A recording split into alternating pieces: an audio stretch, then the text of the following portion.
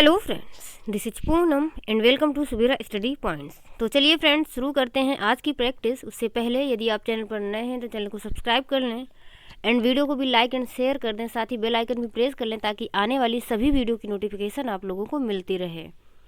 इसके अलावा इसका पीडीएफ भी आप लोगों को मिल जाएगा, तो पीडीएफ के लिए आप लोग टेलीग्राम चैनल को ज्वाइन कर सकते हैं। तो चलिए फ्रेंड्स, देखते हैं पहला क्वेश्चन। एंड हमारा पहला क्वेश्चन है, भारत में स्कूली प्रणाली वैदिक काल में फिर खालिस्तान है प्रणाली के रूप में आरंभ हुई थी। मतलब भारत की जो स्कूल प्रणाली है वो वैदिक काल में किस प्रणाली के रूप में आरंभ हुई थी? तो ये हुई थी गुरुकुल के रूप में। आप लोग इसको याद रखेंगे। उसके बाद हम देख लेते हैं अगला क्वेश्चन। एंड हमारा अगला क्वेश्चन है, शिक्षक विभिन्न प्रकार के उत्प्रेरण प्रदान कर सकता है बच्चे को सक्षम शिक्षार्थी बनाने के लिए। मतलब जो एक शिक्षक विभिन्न प्रकार के उत्प्रेरण प्रदान करता है तो वो बच्चों को क्या बनाने के लिए, मतलब कैसा शिक्षार्थी, मतलब जो सक्षम शिक्षार्थी बनाएगा तो वो गुण, सामाजिक रुचि या सक्रिय, किस प्रकार का सक्षम शिक्षार्थी बनाने के लिए वह उत्प्रेरण प्रदान कर सकता है। तो यहाँ पर एक सक्रिय सक्षम शिक्षार्थी हो जाएगा। मतलब क्योंकि जब वह विभिन्न प्रकार के उत्प्रेरण प्रदान करेगा बच्चों को तो फिर बच्चा वहाँ पर सक्रिय रूप से काम करेगा, सक्रिय रूप से सीखेगा। अगला देख लेते हैं, शिक्षण अध्ययन का उद्दीपन, मार्गदर्शन और प्रोत्साहन है। ये परिभाषा के द्वारा दी गई है। ऐसी Morrison, Burton, Clark, Thomas S Green. तो इस परिभाषा को आप लोग याद रखेंगे कि जो शिक्षण अध्ययन का उद्दीपन, मार्गदर्शन और प्रोत्साहन है, ये परिभाषा दी है बर्टन ने। आगे देख लेते हैं अगला क्वेश्चन। एंड हमारा अगला क्वेश्चन है, अंतर्राष्ट्रीय साक्षरता दिवस कब मनाया जाता है? 8 मार्च को, 11 जुलाई, 8 सितंबर या फिर 10 दिसंबर को? तो जो अंतर्राष्ट्रीय साक्षरता दिवस है ये मनाया जाता है 8 सितंबर को। इसको आप लोग याद रखेंगे क्योंकि इसको अगर मान लो कन्फ्यूजन भी होती है, भूल जाते हैं, तो 5 सितंबर को शिक्षक दिवस होता है, ये सभी लोगों को पता है। उसी से रिलेट करके 5, 3, 8 और 8 सितंबर को होता है अंतर्राष्ट्रीय साक्षरता दिवस।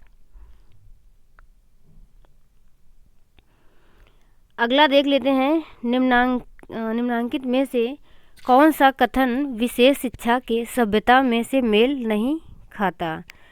यहाँ पर विशेष शिक्षा किसे कहेंगे? मतलब विशेष शिक्षा मानव संसाधन विकास सुनिश्चित करने के लिए महत्वपूर्ण है, या फिर जो विशेष शिक्षा है एक ऐसा संपूर्ण कार्यक्रम है जो सामान्य बच्चों की शिक्षा में कार्यक्रम से पूर्णतः पृथक है, या फिर विशेष शिक्षा में सभी बच्चों की शिक्षा के नियमित कार्यक्रम के अतिरिक्त कुछ विशेष तत्व भी सम्मिलित रहते हैं, या फिर विशेष शिक्षा में विशिष्ट शिक्षण विधियों की बहुत आवश्यकता होती है जिससे बच्चों की कमियों का निवारण किया जा सके। यहाँ पर बोल रहा है कि ऐसा कौन सा कथन है जो विशेष शिक्षा से मेल नहीं खाता? तो पहला वाला भी सही है कि मानव संसाधन विकास सुनिश्चित करने के लिए बहुत ज़रूरी है विशेष शिक्षा, और इसमें शिक्षा के साथ साथ अतिरिक्त कार्य भी सम्मिलित रहते हैं, मतलब बच्चों से अतिरिक्त गतिविधियाँ भी करवाई जाती हैं, तो ये भी सही है। और लास्ट वाला जो ऑप्शन है, विशिष्ट शिक्षण विधियों की बहुत आवश्यकता होती है जिससे बच्चों की कमियों का निवारण किया जा सके, तो ये भी सही है। यानी कि जो सेकेंड ऑप्शन है एक ऐसा संपूर्ण कार्यक्रम है जो सामान्य बच्चों की शिक्षा के कार्यक्रम से पूर्णतः पृथक है। तो जो विशेष शिक्षा दी जाती है वो मतलब शिक्षा के कार्यक्रम से पृथक नहीं बल्कि उसी से जुड़ा हुआ होता है। तो हमारा जो ऑप्शन है सेकेंड नंबर ही सही हो जाएगा। जब अधिकांश शिक्षार्थी उच्च अंक प्राप्त करते हैं तो वितरण को कहा जाता है? सामान्य, धनात्मक वक्रीय, ऋणात्मक वक्रीय या फिर लेप्टोकर्टिक? तो यदि सबसे मतलब जो विद्यार्थी हैं ज़्यादा से ज़्यादा अंक प्राप्त करेंगे तो ऐसे में हम उसे धनात्मक वक्रीय कहेंगे।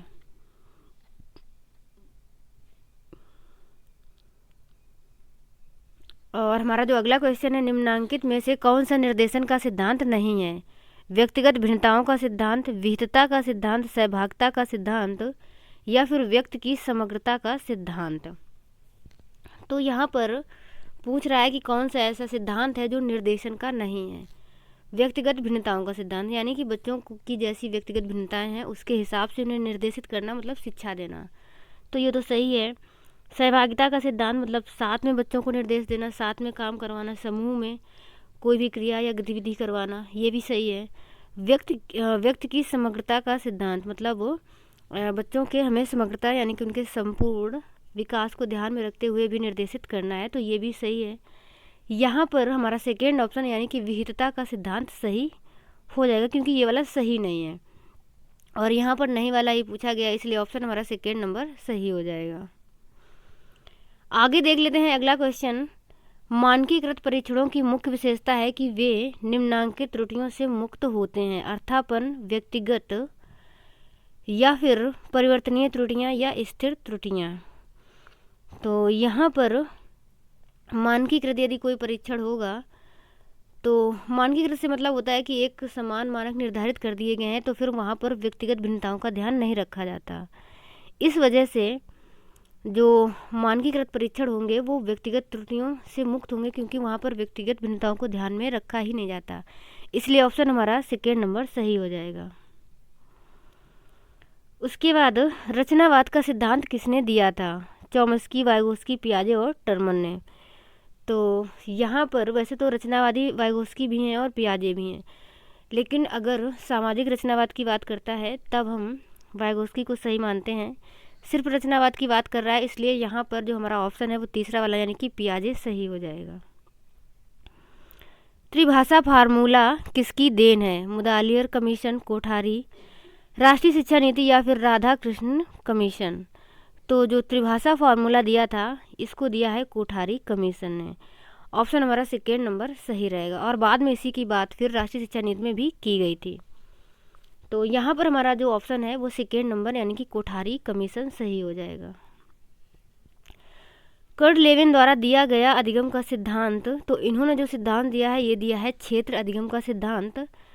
तो आप लोग इसको भी याद रखेंगे और ये भी काफ़ी बार क्वेश्चन पूछा गया है कि जो क्षेत्र अधिगम का सिद्धांत है वो किसने दिया या कर्ट लेविन ने जो सिद्धांत दिया है वो कौन सा है। तो ये है क्षेत्र अधिगम का सिद्धांत।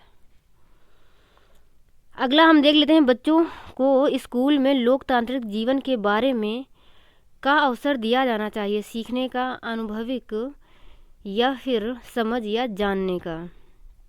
तो बच्चों को यदि लोकतंत्र के बारे में बताना है तो हमें सबसे ज़्यादा बेहतर ये रहेगा कि उन्हें हम उस चीज़ का अनुभव करवाएं, यानी कि उन्हें अनुभव करने का अवसर दिया जाना चाहिए। ऑप्शन हमारा सेकेंड नंबर सही हो जाएगा।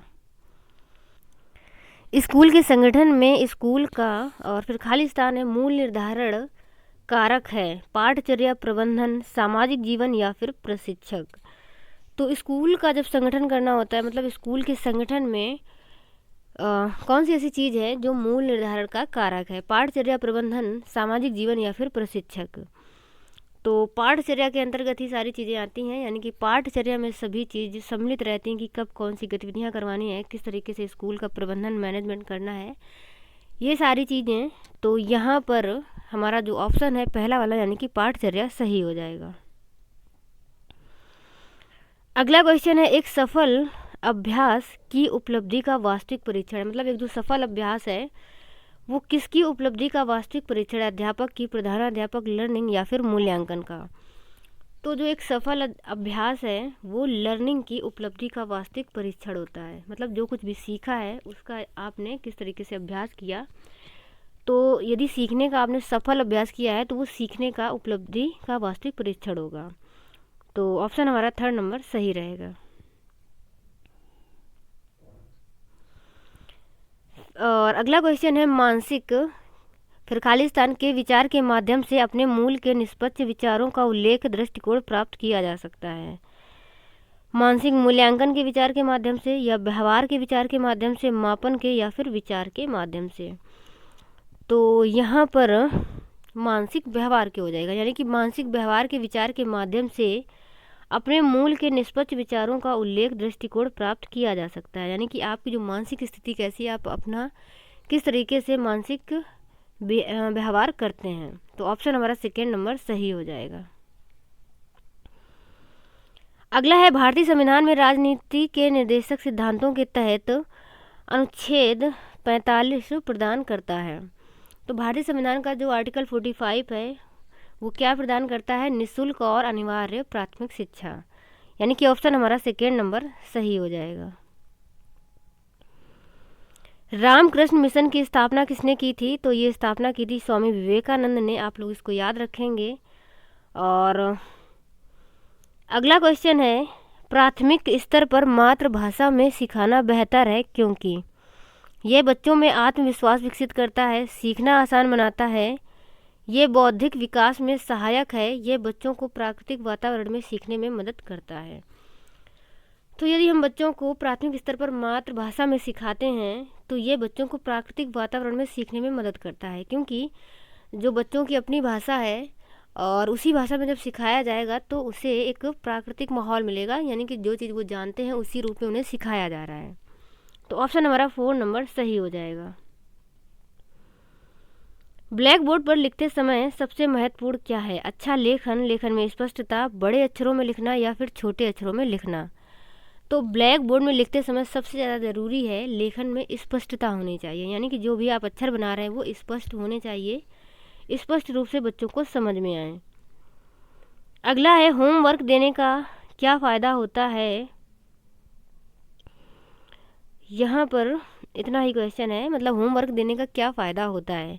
घर में व्यस्त रहते हैं, घर पर अध्ययन करते हैं, उनकी प्रगति की जांच की जा सकती है या फिर स्व अध्ययन की आदत विकसित हो सकती है। तो होमवर्क देने का ये फ़ायदा होगा कि ऐसे में फिर बच्चे घर में भी थोड़ी बहुत पढ़ाई करेंगे, यानी कि वो घर पर भी अध्ययन करेंगे। तो ऑप्शन हमारा सेकेंड नंबर सही हो जाएगा। दीपावली मेला आपके स्कूल में आयोजित किया जा रहा है, आप क्या करना चाहेंगे? केवल मेले में दौरा, समारोह में भाग लेंगे, कुछ बेचने के लिए एक दुकान लेंगे या फिर आगंतुकों को मुफ्त पानी वितरित करेंगे। तो ये दोनों ऑप्शन गलत हैं। केवल मेले में दौरा ये भी नहीं, यानी कि यदि मेले का आयोजन किया जा रहा है तो फिर आप भी उसमें भाग लेंगे, यानी कि ऑप्शन हमारा सेकेंड नंबर सही हो जाएगा। अगला है, national council of education research and training संस्थान की स्थापना कब की गई थी? 1961, 62, 63 या फिर 64 में। तो आप लोग इसको भी याद रखेंगे, यानी कि national council of education research and training संस्थान की स्थापना की गई थी 1961 में।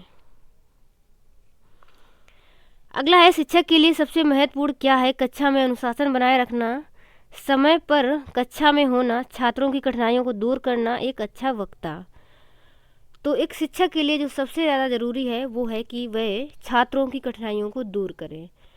जो भी छात्रों की समस्याएं आ रही हैं उनको दूर करना ही एक शिक्षक के लिए सबसे ज़्यादा महत्वपूर्ण है।